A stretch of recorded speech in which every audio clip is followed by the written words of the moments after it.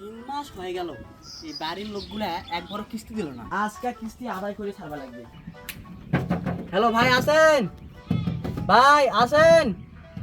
আমি কিস্তি আলা ভাই আছেন? আসসালামু আলাইকুম। ওয়ালাইকুম আসসালাম আপা। আপনি ভাই কই ভাই? আছে বাসায়, ভিতরে আসেন। না না আপা ভিতরে যাওয়া যাবে না, আপনার বহুদিনের মানে টাকা জরিপ পড়া আছে, ওটা লাগবে আজকে। ভাগ ডাক দেন তো। আচ্ছা ঠিক আছে, ভিতরে আসেন, বসেন। না না না আজকে বসাই যাবে না, আজকে একদম কোনো বসা নাই। ডাক দেন ভাইকে ডাক দেন। ওই জরিনার বাপ কিস্তি আলা আইছে, ডাকুছে, আজকে তোমাকে ধরে নিয়ে যাবে, যাও।